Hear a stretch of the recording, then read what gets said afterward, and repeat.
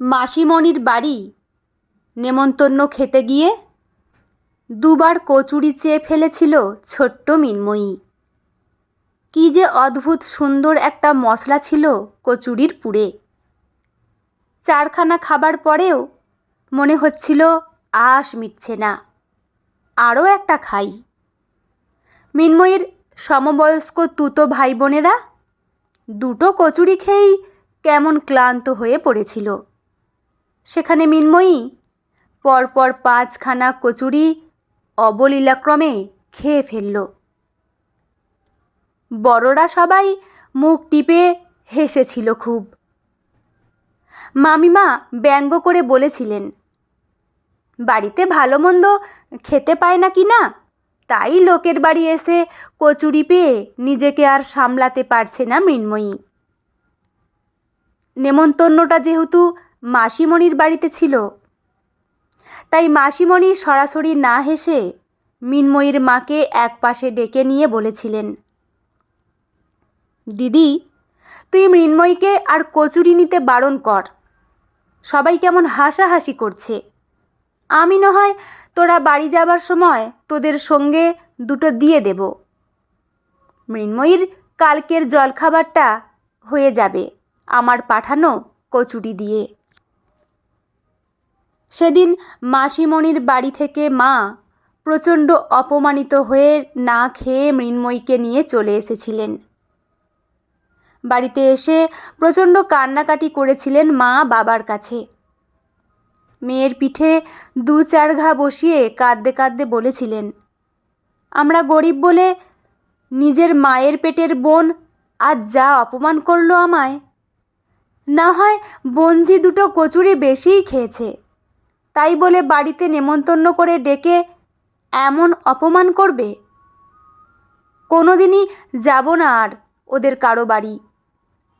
আমাদের আর্থিক অবস্থা যেমন তেমনভাবেই তো চলতে হবে। ছোট্ট মিনময়ীর খুব অবাক লেগেছিল এটা ভেবে যে খাবার জন্য নেমন্তন্ন করার পরে সেই খাবারই কেউ ভালোবেসে একটু চেয়ে চিনতে বেশি খেলে তাকে কেন অপমান করলো সবাই মিলে। মৃন্ময়ী জানতো যে কচুরি মাসিমণি বানিয়েছে। ছোট্ট মৃন্ময়ীর মনে হয়েছিল, এত সুন্দর করে রান্না করতে পারে যে মাসিমণি, তার মনটা এত অসুন্দর কেন? মাসিমণি কেন সবার হাসি দেখে প্রতিবাদ করে বললেন না, কচুরিটা খেতে মৃন্ময়ীর ভালো লেগেছে তাই খেয়েছে। এতে এত গরিব বড়লোক বলার কি আছে? তারপর দিন চলেছে দিনের নিয়মে। ছোট্ট মৃন্ময়ী রান্নাঘরের কাজে মাকে একটু একটু করে সাহায্য করতে করতে কখন যেন রান্না করার কাজটাকে খুব ভালোবেসে ফেলেছে।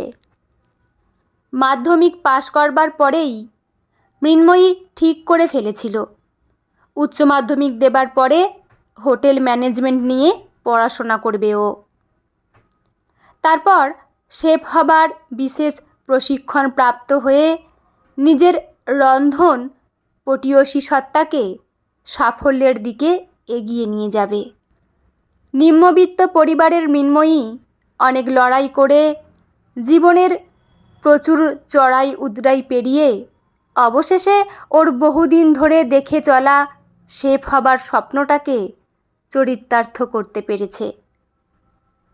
একটা বড়সড় মাপের রেস্তোরাঁয় চাকরি পাওয়ার পরে আরও অনেকগুলো দিক মৃন্ময়ীর সামনে খুলে গেল।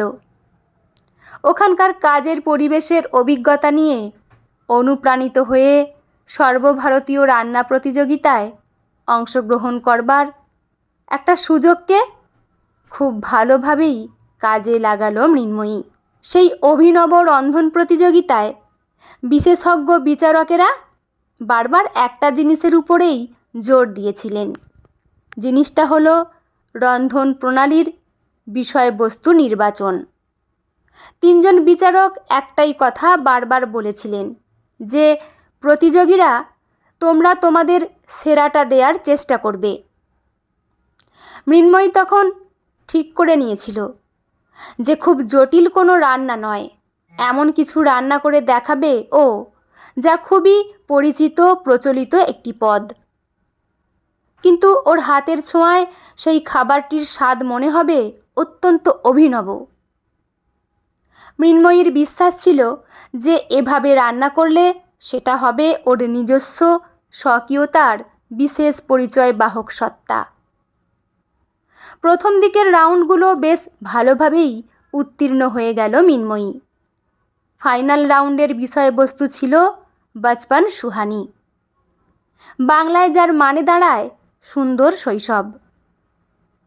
বিষয়বস্তুটি শুনেই মৃন্ময়ীর চোখ ঝাপসা হয়ে গেছিল।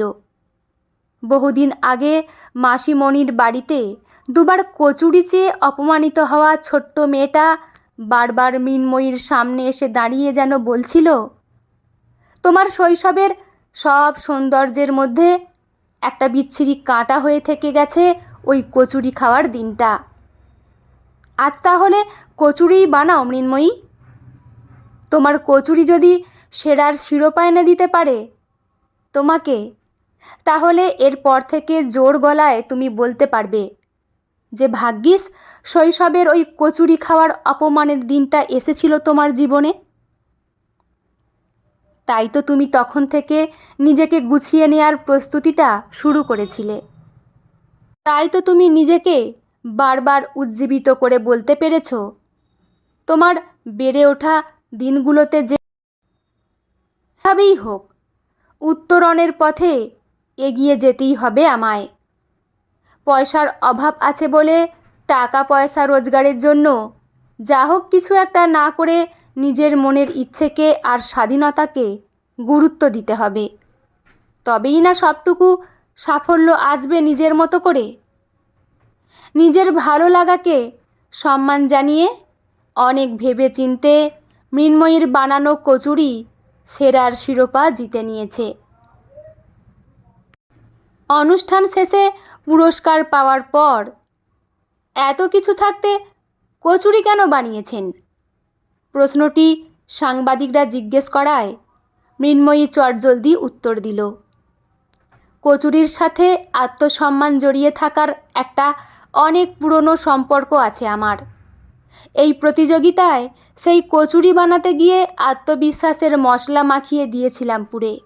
আর এখন তাই বহুদিন ধরে মনের মধ্যে যত্ন করে রেখে দেয়া একটা ইচ্ছে স্বপ্নকে আমি সাকার করতে চলেছি। একটা অনাথ আশ্রম থেকে অসংখ্য বাচ্চারা এসেছে আজ হাসি মুখে মৃন্ময়ীর নিজের রেস্তোরাঁয়।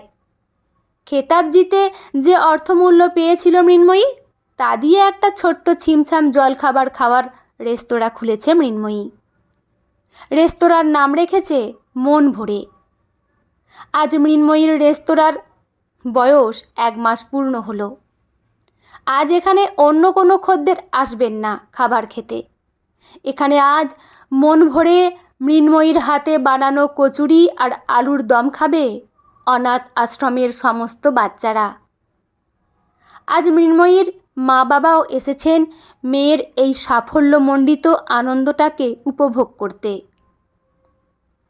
নিমন্ত্রিত বাচ্চাগুলোর পাতে গরম কচুরি পরিবেশন করতে করতে একটা খুশির আমেজের আনন্দে মৃন্ময়ী বাচ্চাগুলোর দিকে তাকিয়ে বলল, কচুরিগুলো খেতে ভালো লাগছে তোদের? বাচ্চাগুলো সমস্বরে হ্যাঁ করলে মৃন্ময়ী অদ্ভুত এক তৃপ্তি ভঙ্গিমায় ওদের দিকে তাকিয়ে বলল, ভালো লাগলে যতবার খুশি বলবি, আমি তোদের কচুরি দেব। তোদের মন ভরে খাওয়ানোর জন্যই না এত আয়োজন করেছি আজ। বন্ধুরা, গল্পটি সত্যিই খুব শিক্ষণীয় সুন্দর একটি গল্প। আমার তো বেশ ভালো লাগলো। আপনাদের কেমন লাগলো অবশ্যই কমেন্ট করে জানাবেন। আর হ্যাঁ, অনেকেই কিন্তু গল্প শোনেন কিন্তু সাবস্ক্রাইব করতে হয়তো ভুলে যান। প্লিজ চ্যানেলটি সাবস্ক্রাইব করে নেবেন। এতে আরও নতুন নতুন গল্প পাঠ করার জন্য আমরা উৎসাহিত পাই। লেখা অনিন্দিতা দাস, পাঠে আমি রিমি। দেখা হচ্ছে পরের কোনো গল্প নিয়ে। ভালো থাকবেন সবাই। ধন্যবাদ।